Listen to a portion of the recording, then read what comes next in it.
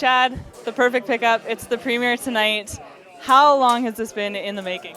We have about 4.5 years of since the first, Nathan and I sitting down and coming up with a storyline, and we're ready to go. And it's crazy. You wrote the script.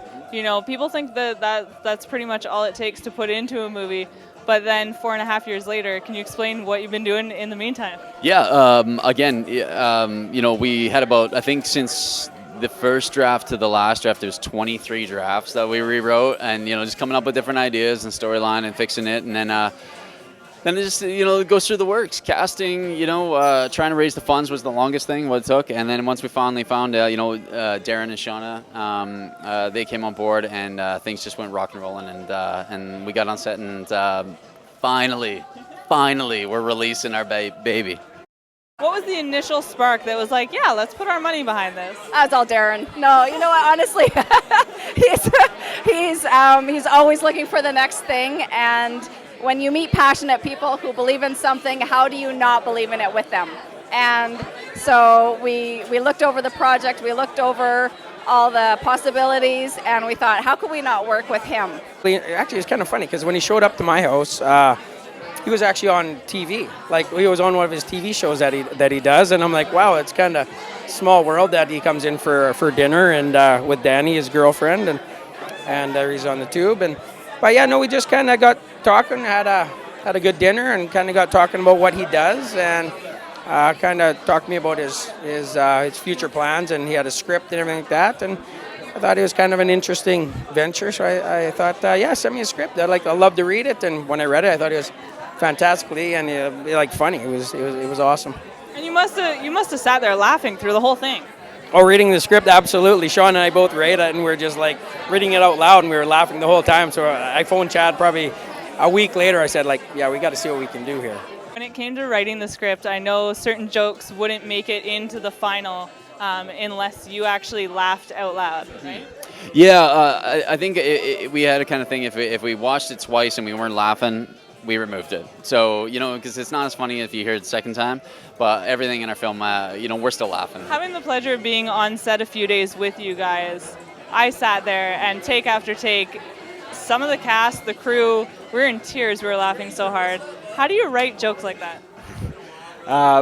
By just consistently throwing it up against the wall. Chad and I would write jokes and then come back a few days later, and if it wasn't funny, you lose it.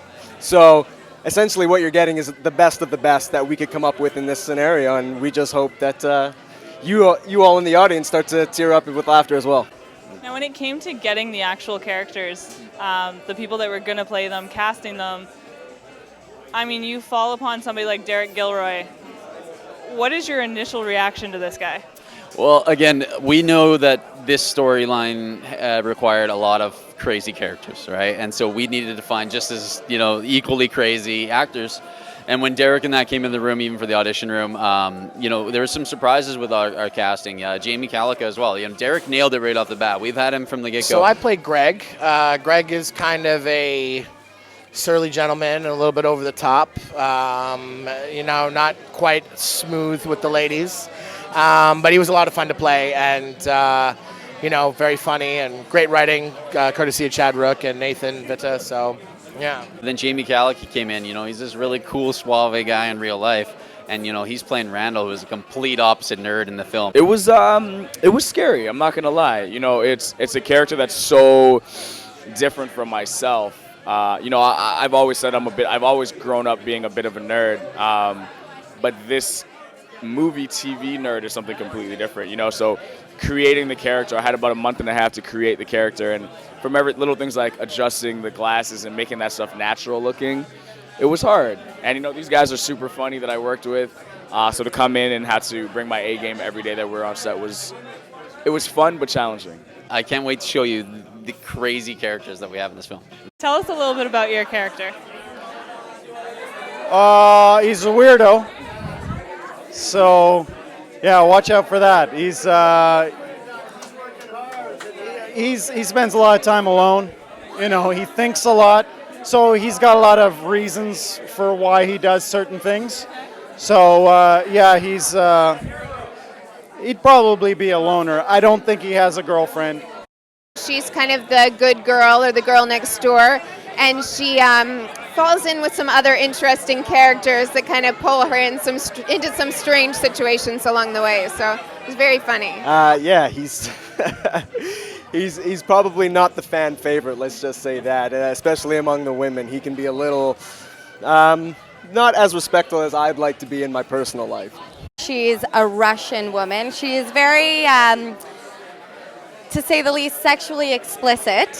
She has no boundaries. She was so much fun to play. I did everything I could with her. You know, it was good. Well, I play Mr. Picotti, who is everybody's boss in the movie and somebody's dad in the movie. I don't want to do any spoilers because we're all about to see it, but he's a very interesting boss. He's a little bit on the extreme side. Like many of the characters in this movie. Like many of the characters. I have one more question I try to ask everybody. It's actually about your socks. I noticed your scarf, and I'm wondering if you can show me your socks and tell me a little about it. My socks? Is this a thing? Okay. So my socks are just plain black socks, and they go with my loafers, and they make my feet comfortable. And that's always a thing for you, to match your loafers? Well, yeah, absolutely, yeah. I would have worn my my white sports socks, but I thought that wouldn't be appropriate. You would throw things off. But I did wear my skinny jeans in honor of Chad today. Perfect, I like it. Oh, yeah, I'll show you my socks. Yeah. Argyle, nice. Why Argyle? Because pretty much this is the first time I've ever worn this color in public. I usually kind of do the fashion sense of an off-duty police officer. That's who I am. I'm very boring, straightforward, because, yeah. But, so that pretty much says it all right there. Well, you don't seem like the boring type. That's the flashiest a cop would ever do. It is. Yeah, and it works for you. I absolutely will. Sock game has to be on point every single time. Here you go. Matching the blue, the gray theme. I'm impressed. Thank you. Thank you so much. I knew you're around. Nice. Actually, I don't know what they are, but that's... Those are awesome. Thank you. They're Stance, aren't they? The brand. Do you know the Stance socks? Yeah, actually, I didn't really know until you said the name, and then you're good. Super comfy, and they match. Yeah, they do. I'm impressed. Thank you. Thank you so much. Oh man, why do you do this to me? I'm wearing like Everlast socks. Yeah, I'll show you my socks. There they are. Those aren't bad. No, they're not bad, but like they're like boxing brand socks. It's not. You're more tame pair. They're not my cool like LeBron James socks or something. You know. Next time. Yeah, next time. Remember for next time. I will for sure. All right. I'll have to wear like some Spider-Man socks or something. Right? See? You got this. Our love, Batman. Batman. Yeah, gotta do Batman. Yeah. Oh, I'm wearing some Calvin Klein dress socks, which I very rarely wear dress stuff anyway. But It's a dressy occasion, right? Perfect for the red carpet. What are your socks? I got some flowers going, girl. I like it. Thank you so much.